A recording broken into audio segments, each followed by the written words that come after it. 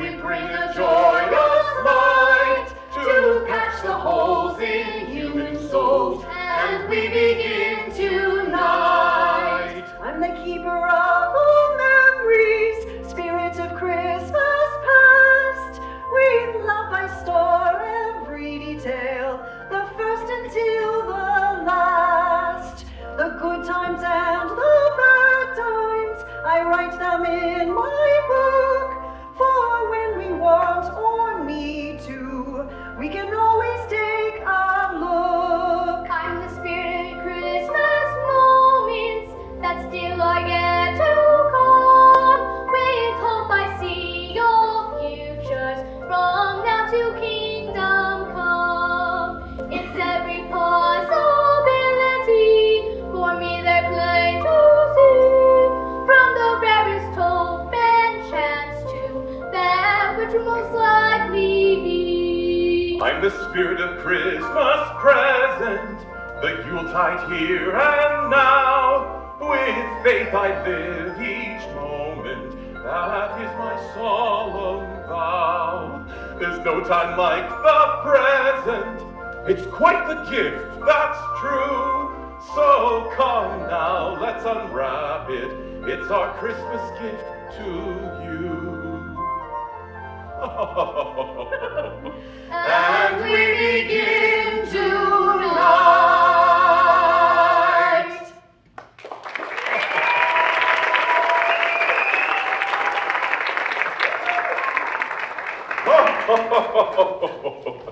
I'm so excited to be here this night. The two of you look amazing. It is going to be amazing. And my dear, may I say, you are a veritable beacon of hope for all mankind on this Christmas Eve. I can't recall ever seeing you glow quite this way before. Before?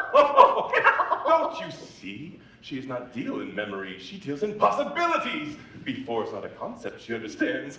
Oh, what a wonderful thing to learn about you. And you learn it every year, my friend. Every year overflowing with excitement and joy, steadfastly faithful in the promise of Christmas. Oh, I can hardly wait to begin. Yes, it appears humans have still not learned to love one another.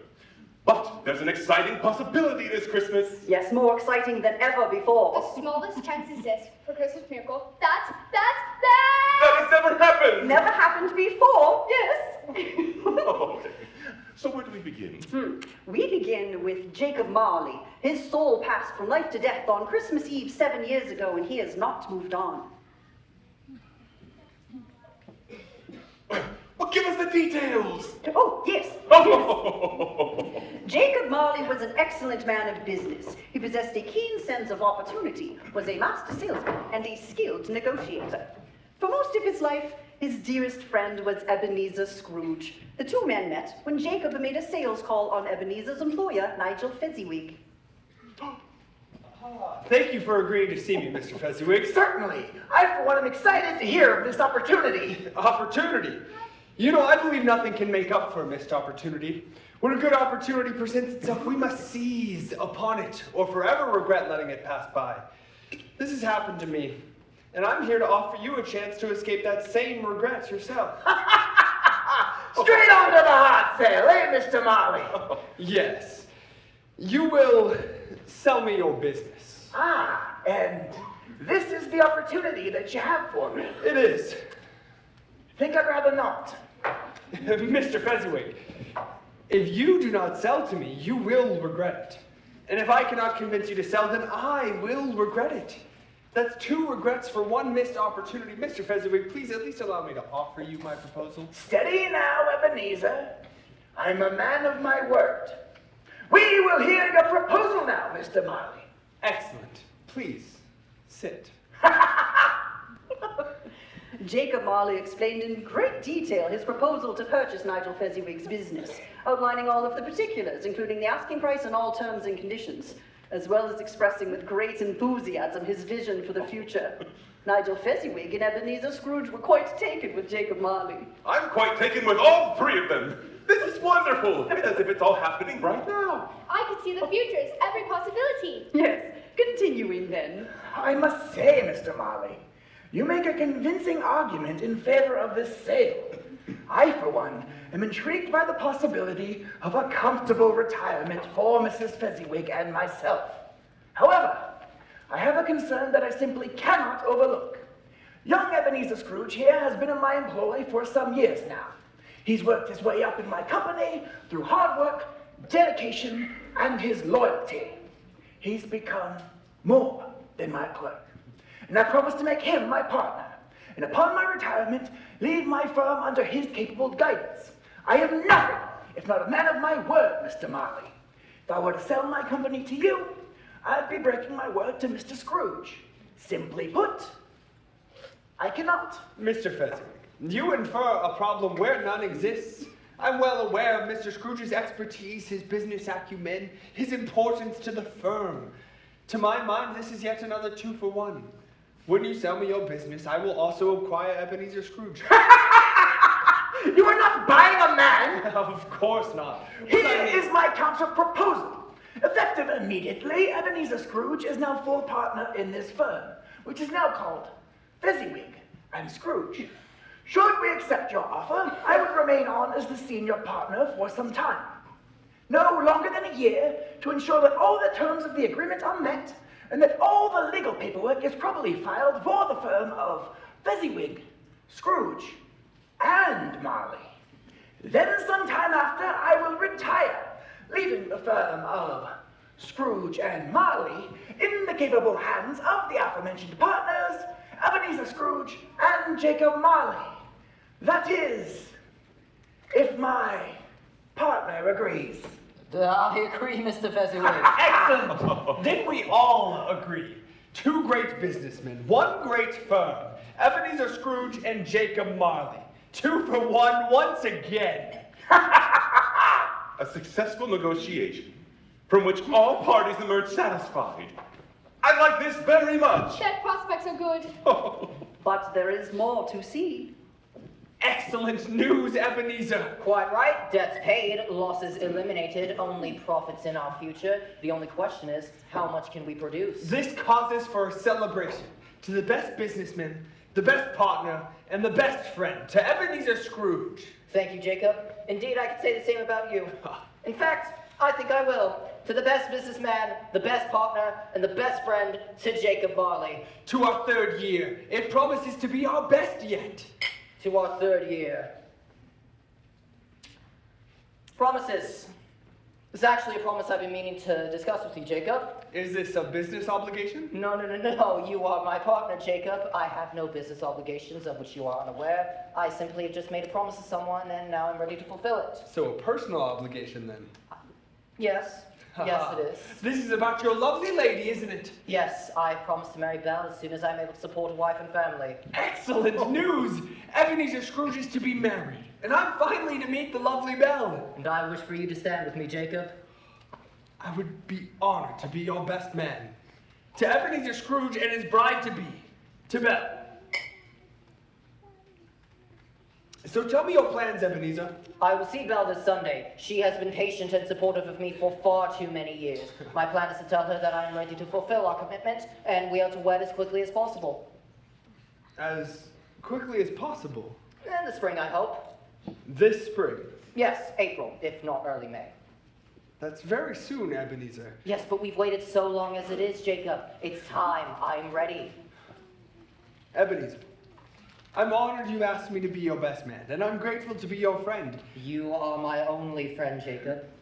Then as your friend, I need to offer you this advice. Yes? Wait 1 more year. You believe I'm not ready, that I cannot provide for her? I believe you are a man in love. I believe you are ready to be a husband and a father, but I also know that we are very close, you and I. Close to fulfilling our destiny. We are on the cusp of tremendous success. Success few men ever achieve. And if we divide our attentions now, we may never make it. 1 more year's investment of hard work, time, and dedication, and we will have both wealth and love 2 for 1, Ebenezer. I'm just not sure she'll wait for me forever, Jacob. Not forever. See her this Sunday. Tell her you plan to marry her next spring. Tell her you are ready to be a provider, but next year we will be able to provide for her as if she were a queen. Next year we will be rich enough. Rich enough? But don't you always say, Jacob, there's no such thing as rich enough, only poor enough? Next year we will be. Just one more year. How very sad. Love is not to be deferred. But it was deferred. Ebenezer Scrooge waited. The two men continued to work tirelessly to make Scrooge and Marley a financial success. This is what they decided together. Nothing was more important. They regret this decision in every possible future. And so they did, but none more so than in this moment. Ebenezer, this is it. This is the surprise I've been waiting to show you. What? What is it? My dear friend, you're standing in it.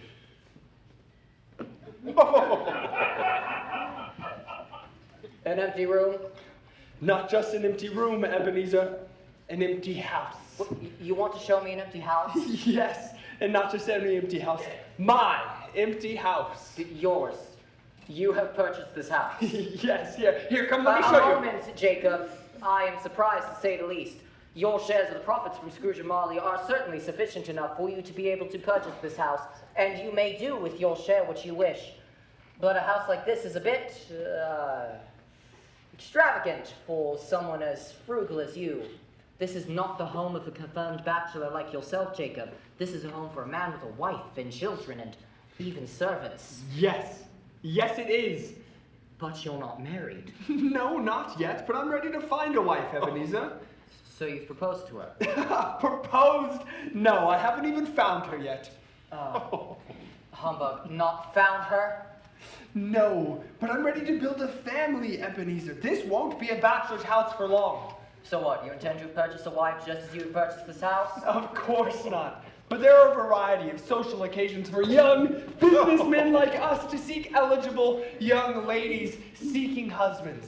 And when I present myself, I want to present myself as a desirable prospect. 2 for 1, Ebenezer. With the purchase of this house, the wife will soon follow. So, you have determined, without discussion from me, that now is the time for this? That we are now finally sufficiently profitable in our enterprise to allow for more in our lives than the demands of our business venture? It did not occur to me to discuss my plans with you, Ebenezer. It did not occur to you. Jacob, I am your business partner and your friend. Your only friend. We have cast our lots together and grown our enterprise on the principle that there is no such thing as rich enough. Yet today, you tell me we've arrived at that. We are rich enough now, Jacob. You're ready to be a husband, yet you don't even found a woman. You're ready to be a father, yet you don't even know the mother to those children. And when you find her, will you be able to provide for her as if she were a queen? Is that not the measure of rich enough? Bah.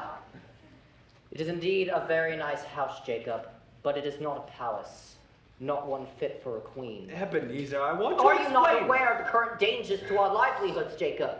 Not at all concerned about the growing increases in taxation, in regulation, in industrialization, not worried about the increased competition in nearly every mercantile enterprise across the empire. All of the success we've achieved could be wiped out in short order, Jacob.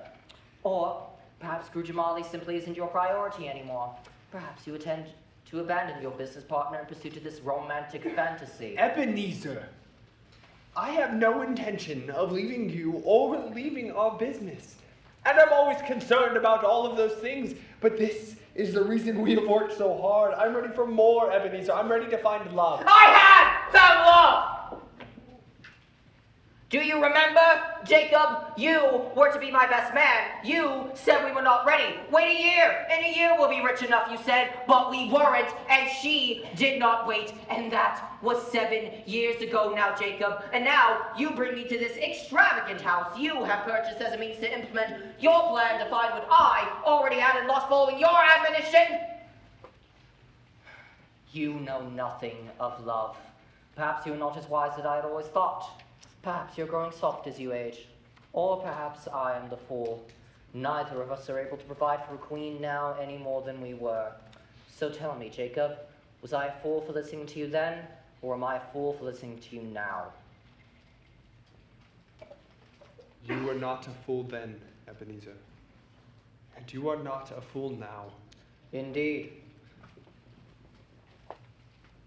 We will work harder. We will work until we can overcome every obstacle in our way, until there can be no doubt to move both of our lives beyond business. No doubt from either of us? The purchase of this house is complete. I will keep it.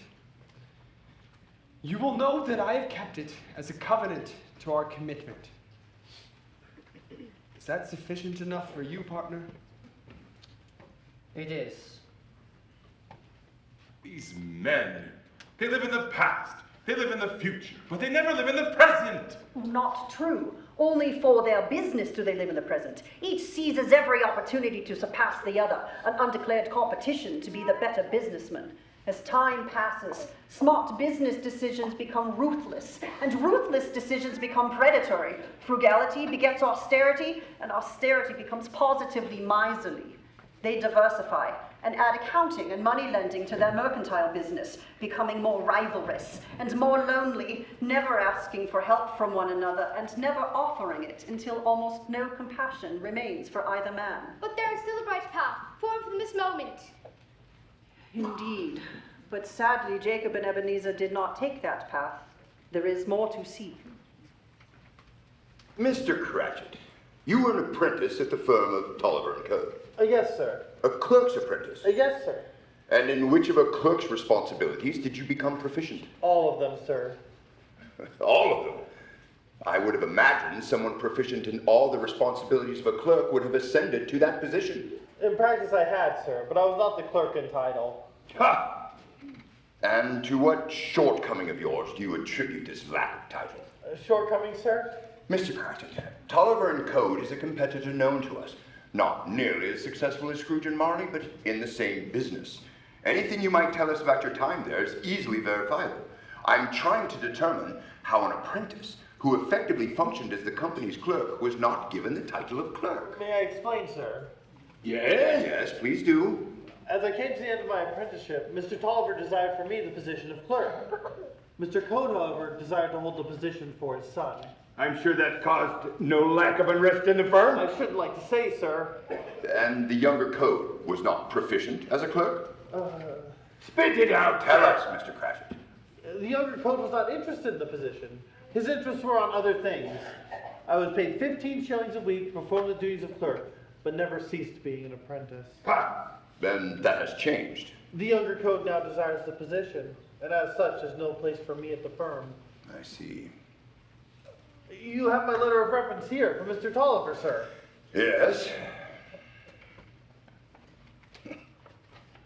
Yes, but none from Mr. Code. No, sir. Yes, it seems Mr. Tolliver has taken quite a liking to you, as much as you've taken to him. Mr. Cratchit, do you believe it proper to exude such loyalty to your former employer's one partner over the other? Sir? I see no display of loyalty to either, Mr. Scrooge. Mr. Cratchit is merely answering our questions. Mr. Cratchit, do you know why we are interviewing for the position of clerk at Scrooge and Marley? The advertisement indicated the position was open, sir. Indeed, but why? I've heard but only rumors, sir. It is important that any man we consider for this position be well aware of the facts, Mr. Cratchit. Yes, sir. He stole from us. Yes, sir. Embezzlement is a serious crime, Mr. Cratchit. Our former clerk will be spending a great deal of time in prison. When his crime was discovered, we sought the maximum penalty, of course. It was, to say the least, quite a shock, given our degree of trust in the man. I understand. It's unfortunate he was able to disguise his true intention from you when he entered your employ. You believe I was tricked? Do you take me for a fool? Please excuse Mr. Scrooge. He feels some degree of responsibility for this error in judgment. Mr. Scrooge hired our former clerk. I was away on business. Yes, sir. Ah. Mr. Cratchit, we need a qualified clerk, an honest man, a loyal man, a man that we can trust with every aspect of our business affairs. I am all of those things, sir. Humbug. Is there anything else you can tell us about yourself, Mr. Cratchit? Any trouble with the law, criminal history? We can, of course, verify anything you say. No trouble, sir. I live in Camden Town. I have a wife and 5 children. We have another on the way. And I am desperately in need of employ, Mr. Marley. And Mr. Scrooge. And Mr. Scrooge. And should you choose to trust me with the position, I would dedicate my loyalty to the firm of Scrooge and Marley, and to Mr. Jacob Marley, and to Mr. Ebenezer Scrooge. I would be eternally grateful for the opportunity.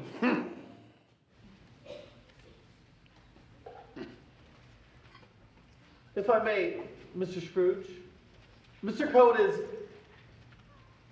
Tolliver is a fine businessman, but he does not have the reputation of Scrooge and Marley. At my former firm, it was clear that Mr. Tolliver was the businessman and Mr. Code was not. But at the firm of Scrooge and Marley, I would have the opportunity to work for two brilliant businessmen. 2 for 1. Hey, Mr. Cratchit? Yes, Mr. Marley, 2 for 1. Mr. Tolliver, while a competitor, has an impeccable reputation. He has been carrying Mr. Code for years. Mr. Cratchit, I understand your situation, but that does not change the fact that you have no formal history as a clerk, only as an apprentice. I understand. Thank you for your time. However, you will accept the same 15 shillings a week you are earning as a de facto clerk, and you will become clerk at Scrooge and Marley. That is, if you agree, Mr. Scrooge. Do you disagree with my offer of employment to Mr. Cratchit? No, I do not disagree. Excellent! And you will start tomorrow morning. Good day, Mr. Cratchit. Thank you very much. Thank you very much, Mr. Marley. Thank you very much, Mr. Scrooge. A good day to the both of you, sirs. Are you certain this is the right choice? Yes, Ebenezer. I have already spoken to Mr. Tolliver about Mr. Cratchit. I only wanted to get my own measure of the man. You mark my words, Ebenezer. That man will be loyal to each of us until the day we die. Perhaps. If I die first. 15 shillings a week. He's worth more. But he's desperate. That's good for us. We get a bargain. Bah, humbug. Is there any more you need to show us? No. Jacob Marley's mortal heart failed, just as night fell on Christmas Eve 7 years ago. Ebenezer Scrooge inherited all of Jacob's possessions, including the house in which he lives today. He walks along that same dark path he walked with Jacob Marley towards that same destination. Bob Cratchit toils loyally to the firm for the same 15 shillings a week. These last 7 years have set like concrete. We are quite nearly beyond our opportunity for redemption. Time is running out. Indeed, but the time is also at hand. Have we ever before had an opportunity such as this? Never. Not since the first Christmas have we seen anything like this. That's most exciting! There is but one chance and hope. The most exciting odds. We are Christmas. Miracles are required here, and miracles are our stock in trade. But to realize the full potential of this opportunity requires more than we will be able to effect on our own. It is always problematic when we must rely on the participation of others. But without it, all that is possible cannot be achieved. So what must be done? The assistance we will require is there is action a soul can take. A selfless act. Yes. We must be shrewd and clever. But we must work together, my friends. May this Christmas be our greatest triumph. Come, we will make our first visit.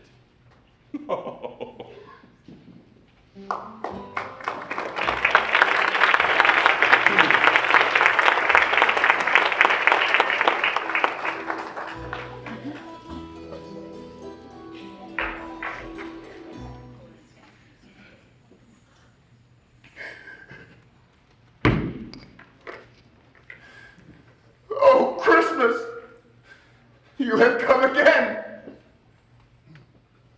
The joyous time of hope for peace on earth and goodwill to all.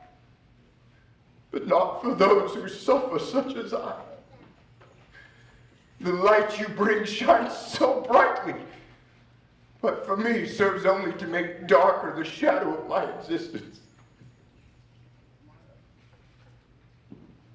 Jacob Marley! Look upon us, Jacob Marley. You are not wandering phantoms. You bear no chains. Nor are you mortal creatures, such as I was in life. No, not phantoms, nor mortals. We are immortal creatures, and we work constantly to move human souls toward the light. Who are you? We are Christmas! I'm the spirit of Christmas present. These are my partners. I am the spirit of Christmas past. And I of Christmas yet to come. We've arrived as we do at this time every year, to help humanity to celebrate faithfully in the joys of the present, to remember with love and nostalgia the joys of the past, and to plan and hope with joy of the future. There is no joy here, sir. Why do you appear before me? 7 years have passed since you left the mortal realm, Jacob Marley. A good time to examine what you've come to understand since your arrival here. I have come to understand suffering. The constant torment I experience here has caused me to understand all the suffering that in life I caused myself, and that I failed to alter. And what of hope? There is none. I left hope behind with my last breath of life. Is your will not still your own? No! I am doomed, captive and bound, wandering the world, seeing all that I am powerless to change. But you choose where to wander. This we know, for you return again and again to the places you inhabited in life. You are drawn to the same places and to the same people. Yes! It is like an anchor at the end of this great chain. I cannot escape. My shame tethers me to the broken lives I left behind. This torture shall never end. You are tortured by your own guilt, but there is no tether. This you do of your own choice. What would you do if you could? I would live my life differently. Your life has passed, Jacob Marley. You cannot return to life, nor can you change the choices you made in life. You exist here now. Yet time still passes, and the future becomes the present. The present is here and now. And the present constantly becomes the past. 7 years have passed since you left the mortal realm. Yet time still passes. Yes! Eternally passing in agony. This pain shall never end. Oh, spirits of Christmas, why do you torture me in this way? We have come to inquire of you about Ebenezer Scrooge. Oh, dear Ebenezer, my only friend in life. What pain I brought to him. Yes, yes, we know all about it. Jacob Marley, the time is limited, and there's a work to be done. Now, Ebenezer Scrooge, you know him better than anyone. Tell me, man, is he worth the bother? The bother? Yes, man, the bother! Christmas comes but once a year, not a great deal of time, and none of it can be spared or it would be wasted. I don't understand. What are the odds? There is but one chance and hope. One chance. What one chance? No, the chain you wear, Jacob. My chain. Where have you seen another as heavy and as long? Only once. When I received my chain, I saw next to it the chain of poor Ebenezer. 7 years later, now 7 years longer, Jacob. Yours is short and light by comparison. There is hope. Not enough to make it worth our time. Make what worth your time? There is no dearth of human souls in need of the light we bring each year, Jacob Marley. Christmas miracles! That is our task. But our time is limited, and we must decide how to spend it. Ebenezer Scrooge will bear a chain longer and heavier than yours, unless that hope is real. Then there's the question of the endless misery he lives in his wake. It's a never-ending storm of pain and despair. Take Bob Cratchit, for example. Bob Cratchit? Do you remember him? Yes. We were lucky to have found him. But of course, I manipulated him. I took advantage of his situation for my own purposes. And do you recall the day you hired him? Yes. Cratchit said 2 for 1 that day. 2 for 1. You've said 2 for 1 many times in your life. What does that mean? What were you hoping for? It was my motto in life. I always believed I could identify the best opportunity when I could see that one action would yield 2 positive outcomes. And it worked many times. Now I see that my choices, my actions, the way I live my life, it doomed me. And it dooms Ebenezer. 2 for 1. I ruined us both. There is but one chance and hope, and if that hope is realized, both Ebenezer Scrooge and Bob Cratchit will benefit. 2 for 1.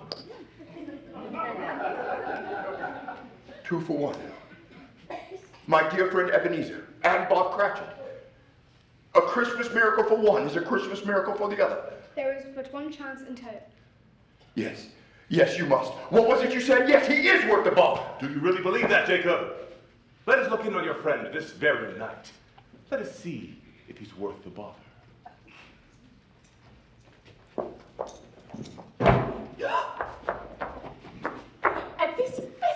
season of the year, Mr. Scrooge, it is more than usually desirable that we should make some slight provisions for the poor and destitute, who suffer greatly at this time of year. Many thousands are in want of common comforts. Hundreds of thousands are in want of common necessaries, sir. Are there no prisons? Yes, plenty of prisons, Mr. Scrooge. And the union workhouses, are they still in operation? Oh, they are, but still I wish I could say they were not. Well, the treadmill and the poor law are still in full vigor then? Both are very busy, yes. Well, I thought from what you had said at first that something had stopped them in the useful course. Very glad to hear it. Under the impression that they scarcely furnish Christian cheer of mind and body to the multitude, a few of us are endeavoring to raise a fund to buy the poor some meat and drink and means of warmth. We chose this time because it is a time above all others where want is keenly felt and abundance rejoices. So, what shall I put you down for? Nothing. You wish to remain anonymous? I wish to be left alone. Since that is what you asked, madame, that is my answer. I don't make merry myself at Christmas, and I can't afford to make idle people merry. I help support the establishments I mentioned, and if people are bad off, they must go there. Many can't go there. Many would rather die. Well, if they'd rather die, they had better do it, and decrease their surplus population. Good day, madame.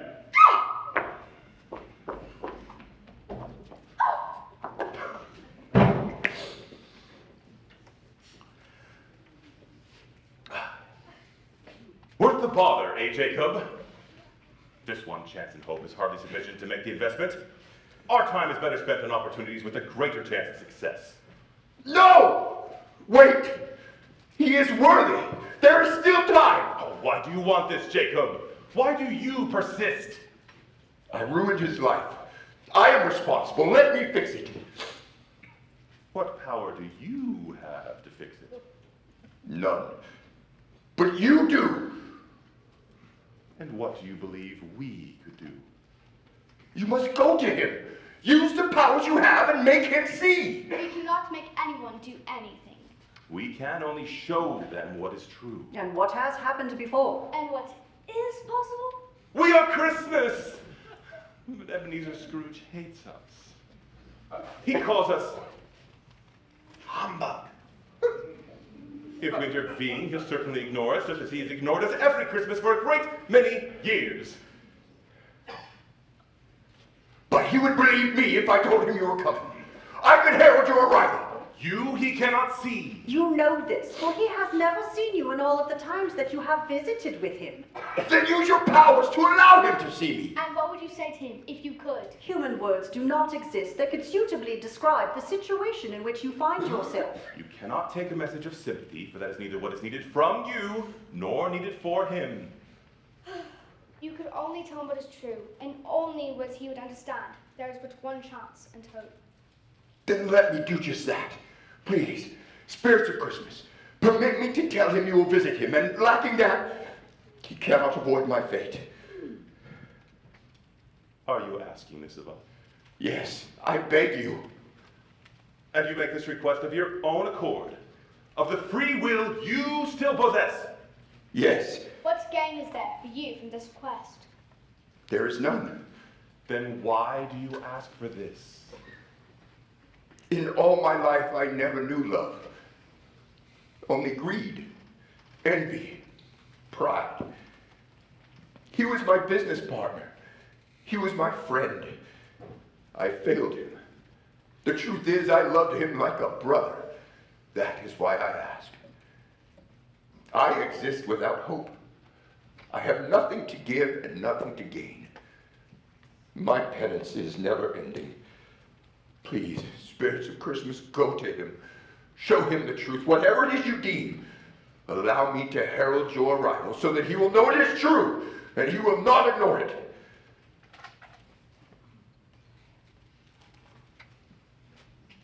You have procured this one chance and hope, Jacob Marley.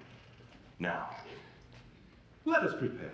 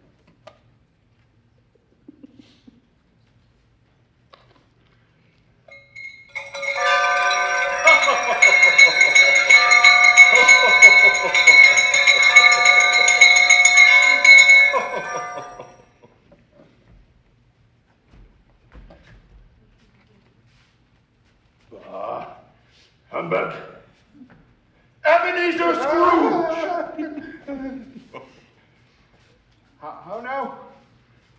What do you want with me? Much! Who are you? Ask me who I was. Who were you then? In life, I was your partner, Jacob Marley. Can you sit down? I can. Well, do it then.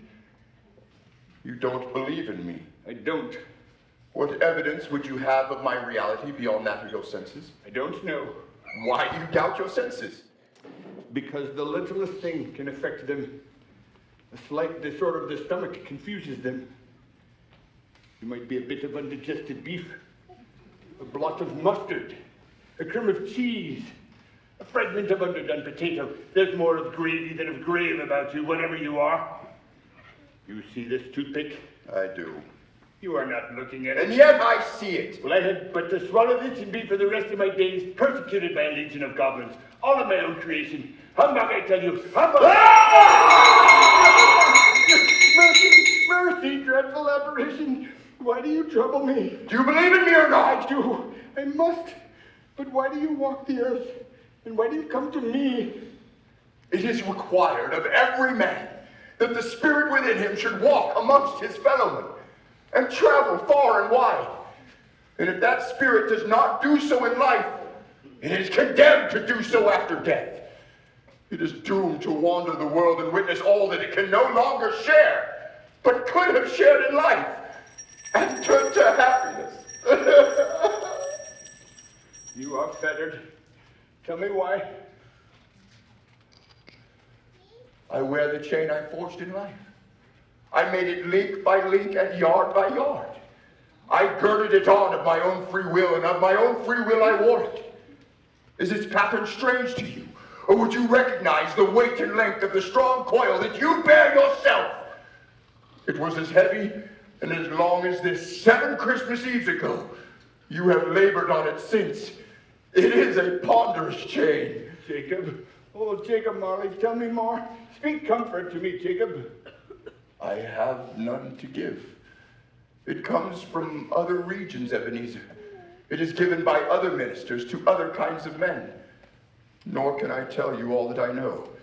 I am permitted to share very little. I cannot rest. I cannot stay. I cannot linger anywhere. In life, my spirit never walked beyond our counting house. My spirit never roamed beyond the narrow limits of our money-changing hole. And weary journeys lie before me. You might have been very slow about it. Slow. 7 years dead and traveling all the time. The whole time. No rest, no peace, incessant torture of remorse. You travel fast? On the wings of the wind. You might have covered a great deal of ground in 7 years. Had I only known! No amount of regret can make up for misusing life's opportunity. But you were always a good man of business, Jacob. Business. Mankind was my business. The common welfare was my business. Charity, mercy, forbearance, and benevolence were all my business. The dealings of my trade were but a drop of water in the comprehensive ocean of my business. This time of year I suffer most. Why did I walk through crowds with my eyes turned down and never raise them to that blessed star which led the wise men to a poor abode? Were there no poor homes to which its light would have led me? Hear me. My time is nearly gone. I will, Jacob, but don't be hard on me, I beg you. How I can appear before you in a shape that you can see I may not share. I have sat invisible beside you many times. That is no light part of my penance. I have come here tonight to warn you that you have yet a chance and hope of escaping my fate, Ebenezer. A chance and hope of my procuring. You were always a good friend to me, Jacob. Thank you. You will be haunted by 3 spirits. Is that the chance and hope you mentioned? It is. Well, I think I'd rather not. Without their visit, you cannot avoid my fate. Expect the first when the bell tolls 1. Couldn't I have them all at once and have it over with, Jacob? The second when the bell tolls tolls 2. The third when the bell tolls 3. Look to see me no more, Ebenezer. And for your own sake, remember what has passed between us.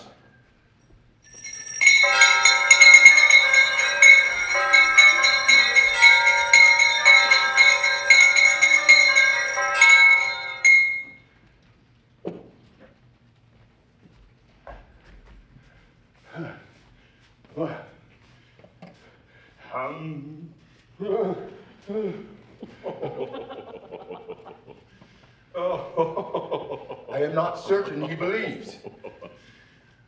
He believes. You have done well, Jacob Marley. Now, the strike of one comes quickly. Let's have some fun.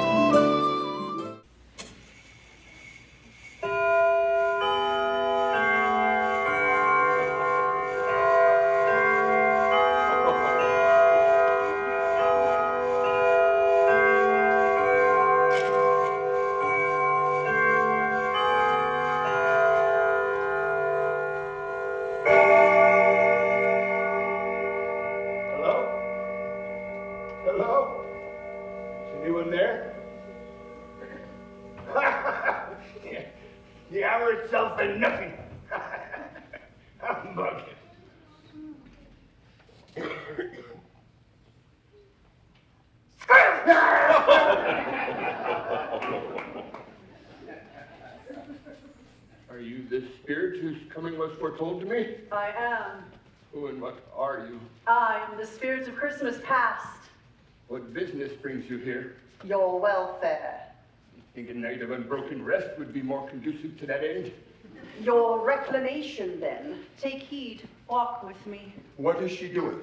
You will see, Jacob. Watch. I'm afraid. Take my hand.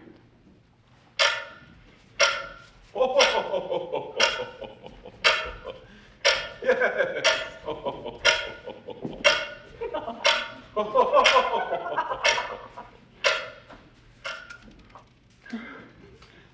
Good heavens. I was born in this place. I was a boy here. Your lip is trembling. And what is that upon your cheek? It's nothing, just a pimple. Lead on, spirit. You remember the way? Remember it. I could walk it blindfolded. Strange to have forgotten it after all this time. Let us go on. Hey, I knew these children. Hello, how are you? It's so good to see you. Why don't they answer me? These are but shadows of the things that have been. They have no consciousness of us.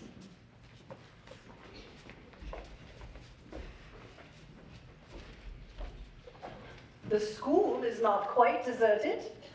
A solitary child is left there still. Yes. Is that? Yes. Ebenezer when he was a boy.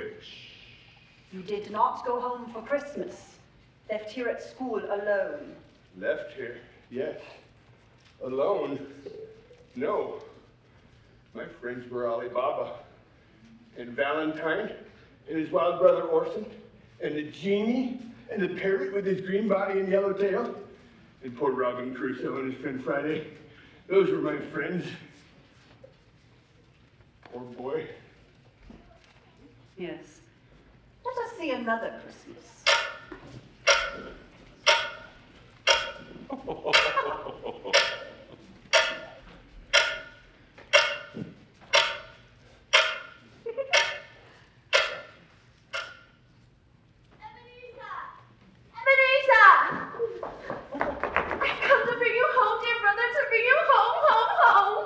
Home, little fan? Yes, home, once and for all, home forever and ever. Father is so much kinder than he used to be. That home's like heaven. He spoke to me so gently that I was not afraid to ask him once more if you might come home. And he said, yes, you should. And he sent me to bring you. And you're to be a man. But first, we're together all Christmas long and have the merriest time in all the world. You are quite the woman, little fan. Who is this child? Watch and listen. Always a delicate, fragile creature, but she had a large heart. So she did, Spirit. I won't deny it. And she died a woman, with, I believe, children. One child. True. Your nephew. A nephew. Yes, I don't recall his name, but...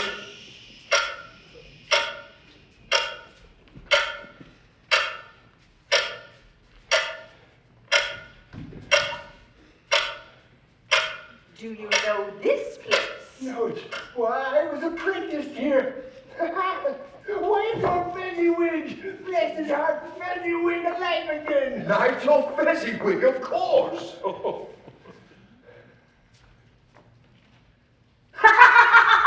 Yo-ho, Mr. Wilkins! Yo-ho, Mr. Scrooge! No more, what's today?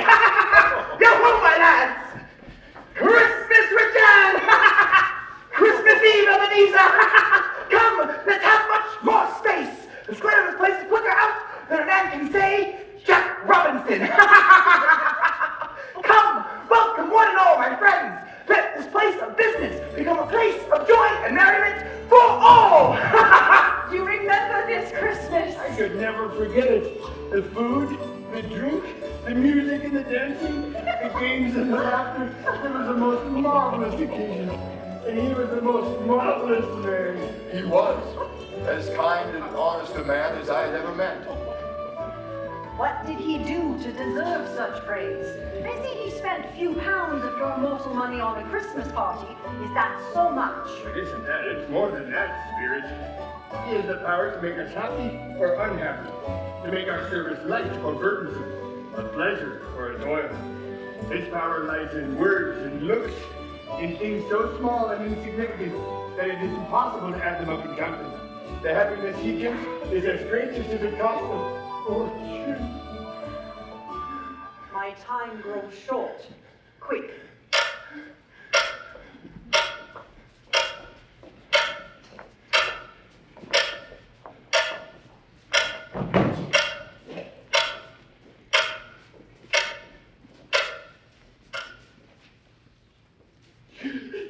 No, Spirit, not this, I beg you. We told you, these are but shadows of the things that have been. They are what they are. Do not blame me. What is this? Who is that? You must. There is but one chance in hope. It matters little. To you, very little. Another idol has displaced me. And if it brings you happiness and comfort, as I would have tried to do, I have no reason to be sad. He is older. This is later, much later. I remember well this young man. What idol has displaced you? A golden one. This is the hypocrisy of the world. There is nothing it disdains as much as poverty, and nothing it condemns more than the pursuit of wealth. You fear the world too much. All of your other hopes have merged into the single hope of being beyond its reproach. I have seen your nobler aspirations fall off one by one until the master passion gain consumes you. Have I not? So, I'm so much wiser. What of it? I'm not changed towards you. Am I? Our contract is an old one. It was made when we were both poor and content to be so, until we could make better lives for ourselves in time. Oh no. This is Belle. This is his beloved Belle. You are changed. Our commitment was made when you were another man. And I was a boy. You see? You know that you are not the person that you once were. But I am unchanged. We were happy when we were one in heart. But now that we have changed, happiness is not possible for us. I have considered this very carefully. And now I can release you. But have I ever sought release? In words, no, never. In what then? In changed nature. In everything that might love of any worth or value in your sight. If this had never happened, would you seek me out and try to win me over now? Ah, no! You really think not? I I would gladly think otherwise if I could. Heaven knows, Ebenezer, I have learned the truth, and it is undeniable. If you were free today, you would not choose a dowerless girl. You who weigh everything by gain. If you did, I know that regret would surely follow. So I release you with full heart for the love of him you once were. It's not true. He loves you. He would be your husband. You would be a family if it weren't for me. The fault is mine. Say something. This is not what you want. You may have been in this for a very, very brief time, but you will quickly dismiss it as an unprofitable dream and be glad that you have awoken from it. May you be happy with the life that you have chosen. Belle, no, Belle, come back! You fool. You fool! Spirit, show me no more. I could not be home. Remove me from this place. I cannot bear it.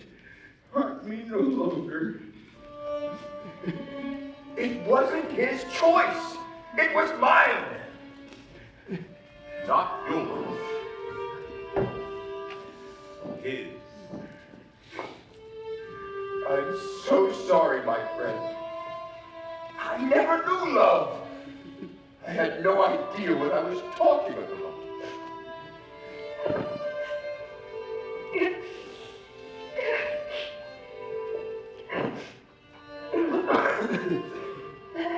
Well done, friend. Yes. Yes.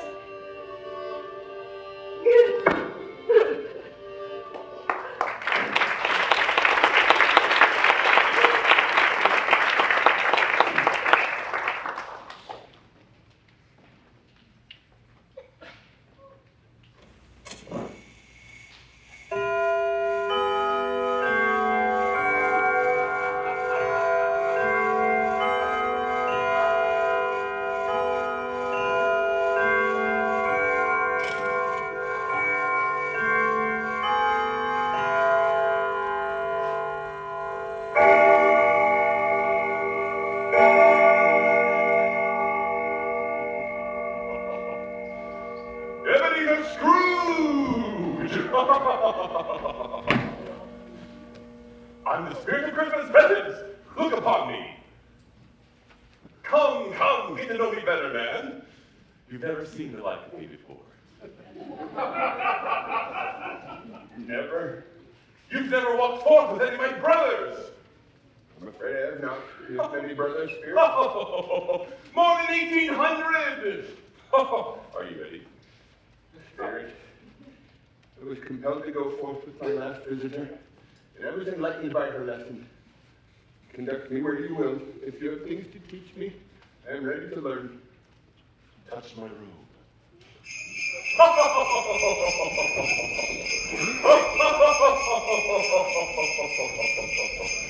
Behold, Ebenezer Scrooge, the joys of Christmas all around. As far as the eye can see, the snow falls along the streets, like the festive windows revealing kitchens and parlors, roaring fires preparing cozy dinner for family and friends. Children run into the snow to meet their cousins, uncles, aunts, and be the first to greet them. Christmas has come, Ebenezer. Blessings on it and blessings on them all. Everyone. There's one such house. And then he said Christmas was a humbug, and as I live, he believed it too. You brought me to the home of my nephew, Frederick? Very good, Scrooge. I'm pleasantly surprised you remember his face. Yes! Frederick! He would visit our office every Christmas Eve. Of course I remember. I just saw him earlier today. Oh, he's a comical fellow, that's the truth. And not so pleasant as he might be, his offenses carry their own punishment, and I have nothing to say against him. Yes, yes.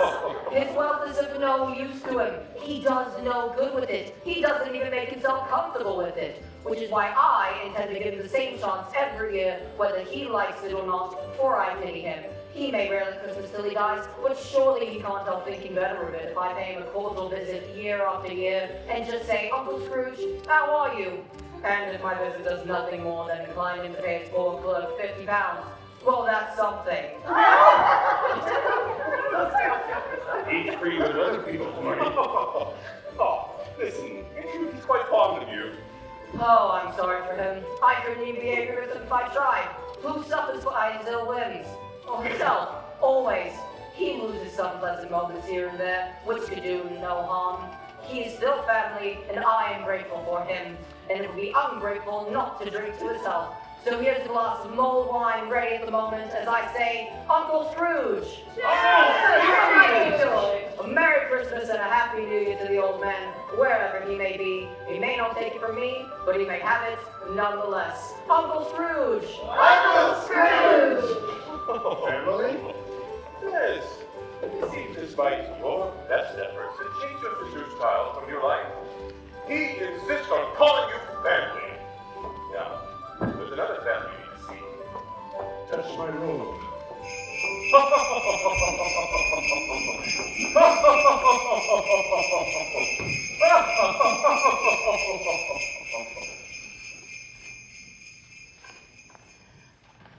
Where is your precious father then? And your brother Tiny Tim? And your sister Martha? Here I am, Mother. Martha, you must see the gift. Oh, bless my heart, how late you are. Who are these people? You will soon see. Shh. We had plenty of work to do, Mother. Oh, never mind, so long as you're here. Come, sit and warm yourself by the fire. No, Father's coming. Hi, Martha, hi. Which tiny house is this? I'm not surprised you're unfamiliar with this place. Lodge. Why, where's our Martha? Not coming. Not coming? Not coming for Christmas? Here I am. Here I am, Father. Why, it's Bob Cratchit, the clerk. Quite right. Still loyal to the firm, as you predicted. You brought me to the home of Bob Cratchit. Why have you brought me here, Spirit? Watch and listen. And how did Tiny Tim behave? As good as gold. He gets so thoughtful, sitting by himself so much. He says the strangest things you've ever heard. He told me, coming home, that he wished the people in the church had seen him, because he was a cripple. It would be nice for them at Christmas to remember who made lame beggars walk and blind men see. Oh, Tim, you're growing strong and hardy.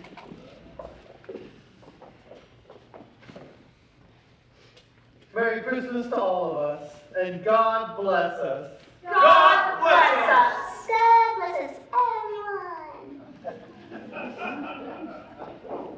And now, my lovelies, if I could have you all raise your glasses, I would love to propose a toast to the man without whom we cannot enjoy this wonderful bounty.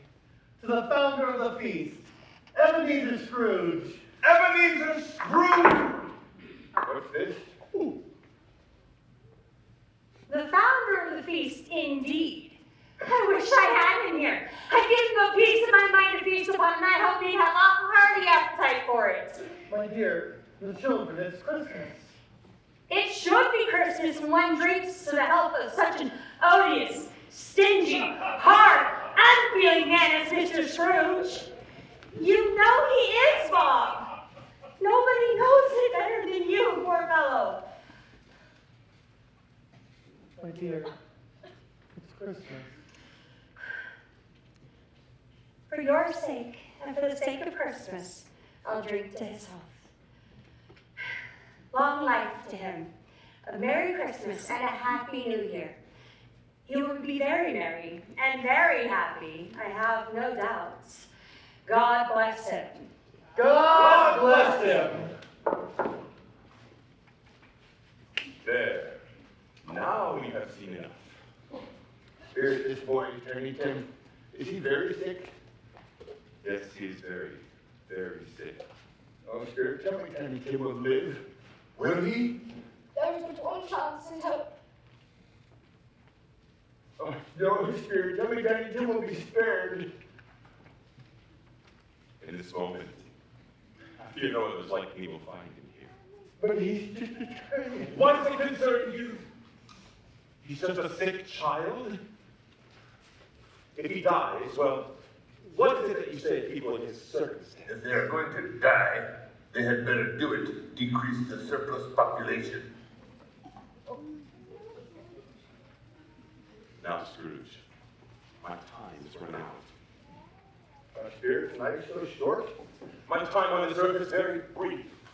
When Christmas goes, so do I. So soon? Of course. Now draws near. Behold, Ebenezer Scrooge, hear me! I have shown you the joys and Christmas celebrations of strangers, of the only family that you have in this world, and of the man with whom you spend every day of your life. And here you are, spending Christmas with a ghost.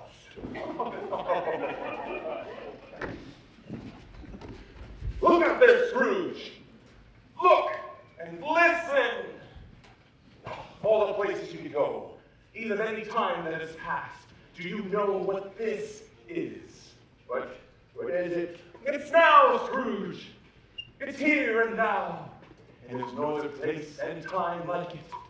And when it's gone, it's gone!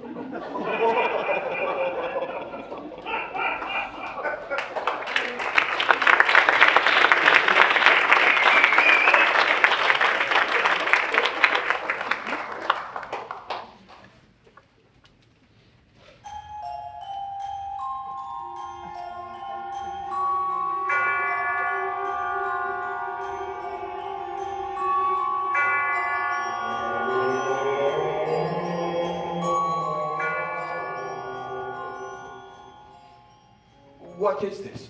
Where did she go? The path Ebenezer has chosen leads to this likelihood.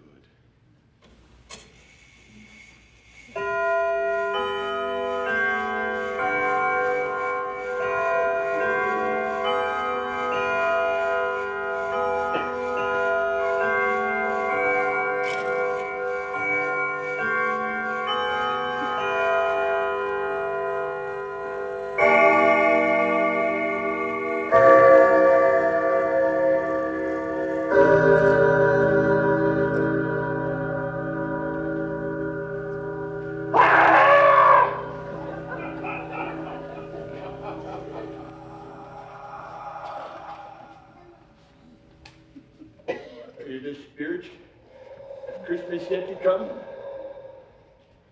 You're about to show me shadows of the things that have not happened, but will happen in the time before us. Is that so, Spirit? Spirit of the future, I fear you more than any specter I have seen. But as I know your purpose is to do me good, as I hope to live to be a different man from what I was, I am prepared to accompany you and do it with a happy heart. Will you not speak to me? Lead on, Spirit. The night is waning fast, and it is precious to me. Lead on. Why does the Spirit of Christmas yet to come not speak? It has no voice in this realm. The future has not happened yet. It's not set. The most it can do is show Ebenezer that future, which is most likely. No, I don't know much about it either way. All I know is he's dead. When did he die? Oh, last night, I believe. Why? I thought he'd never die. Oh, God knows. What has he done with his money? Haven't heard. Left it to his company, perhaps. Hasn't left it to me. That's all I know. Who are these men? You never met them. You don't know them. Just watch. It's likely to be a very cheap funeral, for I don't know of anyone to go to it. Suppose we make up a party and volunteer. Oh, I wouldn't mind going if lunch were provided. I must be fed if I'm to be going. Who is this man they speak of? His past that they're laughing? Surely there is someone in this town who shows sympathy for this man?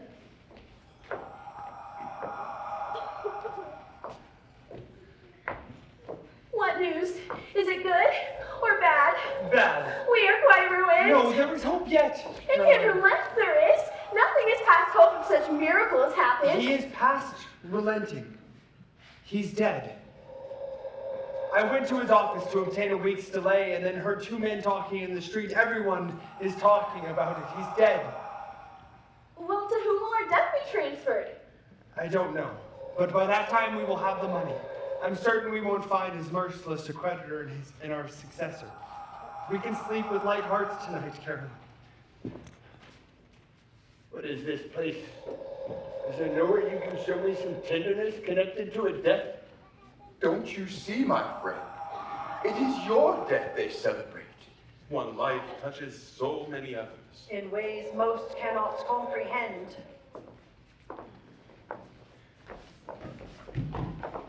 The Cratchit house? Yes. Pay attention. And he took a child and set him in the midst of them. And when he had taken him into his arms, he said unto them, Whosoever shall receiveth one of such children in my name, receiveth me. And whosoever shall receiveth me, receiveth not me, but him that sent me. The color hurts my eyes. They are weak by candlelight, and I would not show weak eyes to your father when he comes home, not for the world. It should be near his time. Past it, rather. But I think he has walked a little slower these past few evenings, Mother. Where is Bob Cratchit? And Tiny Tim? I have known him to walk very quickly, with Tiny Tim upon his shoulders, very quickly indeed. And so have I, often. And so have I. But he was so light. And your father loved him so that it was no trouble at all.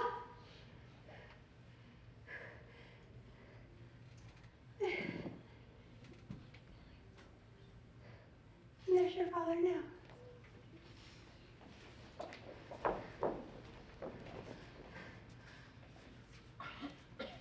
Hello, my dears. I'm sorry to be late. I stopped to visit Tiny Tim. Spirits? Where is Tiny Tim? You in today, Bob? Yes, my dear. I wish you could have come. It would have done you good to see how great a place it is. But just see it often. I promise to be there every Sunday. My child! little child. No! No! Poor Tiny Tim! This cannot be! It will be. Spirit, since our parting moment is at hand, I feel it, but I know not how. Show me. Tell me what it is that I become in the days to come. What is happening?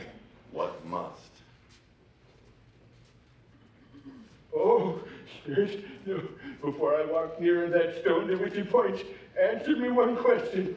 Are these the shadows of the things that will be? Or are they the shadows of the things that may be only? A man's path necessarily leads to a certain end, but if he departs from that path, that end will change. Tell me this is so with what you show me, Spirit.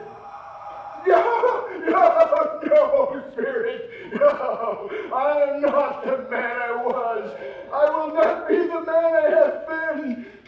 Why show me this if I have passed all hope? Good Spirit, you and your brethren who have visited me this Christmas have so pity on me. Assure me that I may change these shadows you have shown me by an altered life. I will honor Christmas in my heart and try to keep it all a year. I will live in the past, the present, and the future. The spirits of Christmas will strive within me. I will not shut out the lessons that they teach. Just tell me I may smudge away the writing on this stone.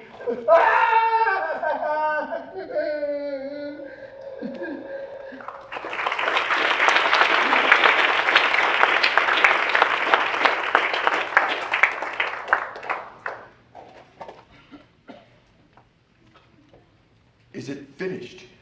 Did you succeed? Has his path been changed? Are you certain that will be sufficient? I see all possible futures. I am certain. No, Spirit, no, I will change. I swear I will change. What? In my bed, my bedpost. My room! Seems very happy. There is more happiness to come. Yes. Thank you, spirits. Yes, I will live in the past, the present, and the future. The spirits of Christmas will strive within me. Oh, Jacob Marley, heaven in the Christmas time be praised for this. I see it on my knees, oh Jacob, on my knees. You are very welcome, my friend. You are very welcome. Old Scrooge has changed! Yes, yes, he has. Yes, I'm alive. I'm here. Oh, the shadows of the things there would have been may be dispelled. Oh, and they will be dispelled. I know they will. They will be, yes, they will be. It's all true. It all happened. The three spirits and the spirit of Jacob Marley were all here. I didn't know what to do. I'm as light as a feather. I'm as merry as an angel. I'm as silly as a schoolboy. I'm as giddy as a drunken man. A Merry Christmas to everyone, and a Happy New Year to all the world.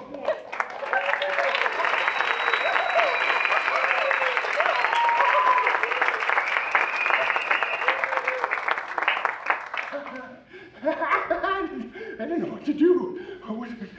Oh, I know. I've got to go. I have to get dressed. Oh.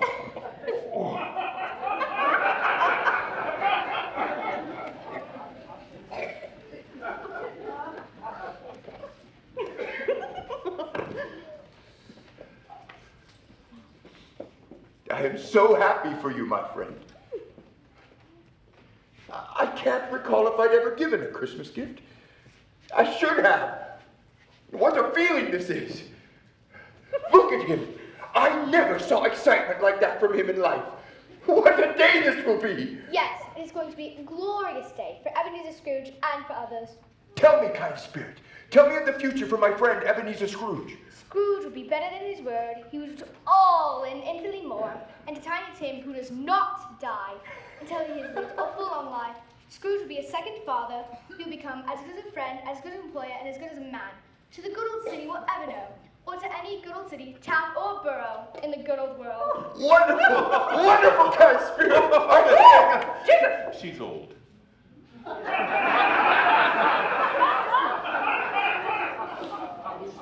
Of course, I understand. It's time to go. And now, kind spirit, I want to thank you. Thank you for coming to see me. Thank you for asking me about Ebenezer.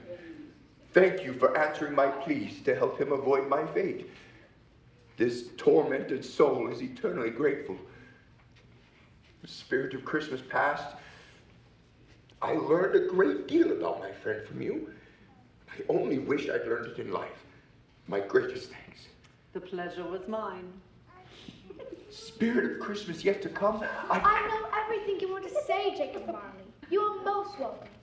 Jacob Marley, Christmas will end soon, and what remains of this Christmas is no longer uncertain. I know exactly what is going to happen, and since the remainder of this Christmas is certain, it is time for me to go. I will see you all next Christmas, my friends!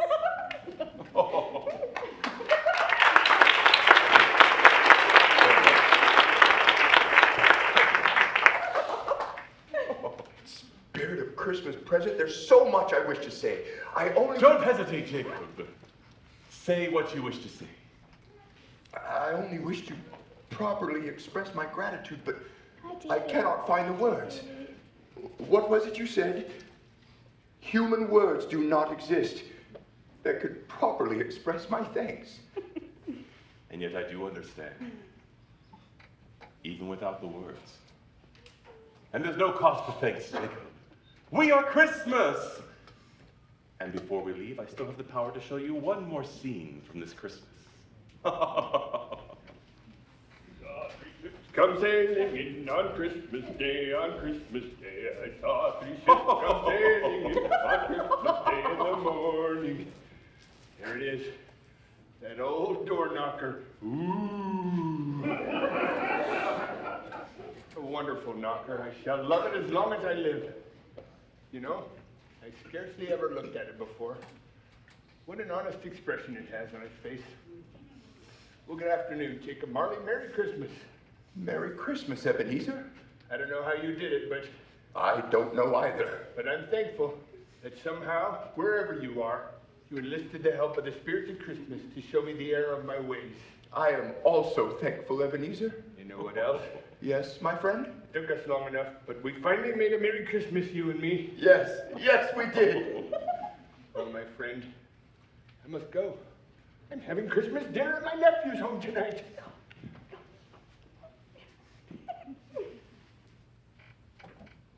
Merry Christmas, Jacob.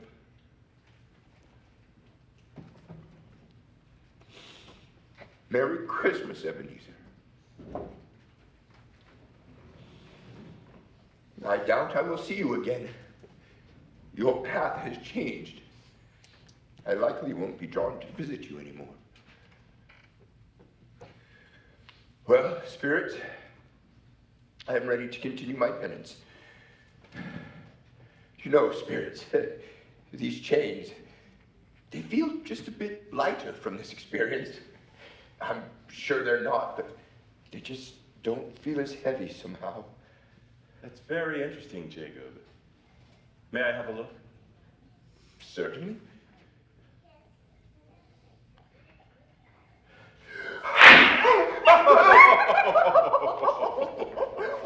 Would you look at that? What is this? Fell right off, didn't they? Just like ribbons and bows from a freshly unwrapped Christmas gift. I don't understand. It's the final gift of Christmas, Jacob. And you have given it to yourself. To myself? How have I given this to myself? 7 years penance, Jacob Marley. You learned quite a lot in 7 years. Yes, you learned that you wouldn't wish your fate on anyone, would you? No, not on anyone. Of course! We knew that, Jacob. We knew it before we came to see you. That is why we came. I don't understand. Jacob, these last 7 years you believed your penance was eternal. Yes. You believed your soul was beyond hope. Yes. You believed there was no chance to change your situation. Yes. And yet when we came to ask you whether or not it was worth our time to attempt to turn your friend Ebenezer Scrooge from the wretched path he was on, a path which would surely lead to him by your side, you advocated for him. I suppose I did. When we hesitated, you begged us. I did. When we told you that he would not listen to us, you offered to come first. You said he would listen to you. Yes, I did. A wretched soul, suffering in purgatory, beyond hope, and with nothing to gain. And you did these things. Yes, I did. Jacob, a selfless act, a truly selfless act, is one of the rarest things a human soul can do. But even more, Jacob, a selfless act of love. Yes, of love for your friend. The man you loved like a brother. The man you failed. Yes. I had no idea. Well, of course you didn't. If you had, this never would have worked.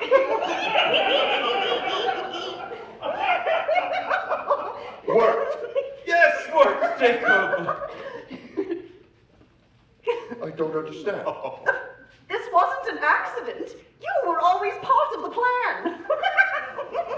Me? But I always thought this was about Ebenezer. Oh, well, it was about him too, Jacob. 2 for 1, Jacob. 2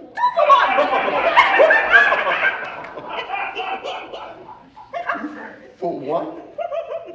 2 for 1, but how can this be? My life is over. I am beyond hope. Look upon me, Jacob. Your soul does not die. As long as you exist, there is hope. As long as you exist, you may have faith. As long as you exist, you are loved.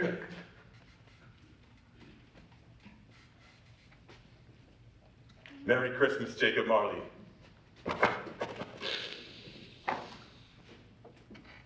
And now my time is at an end. You are not going back to where you once were. You're going somewhere else. Come, I'll show you the way.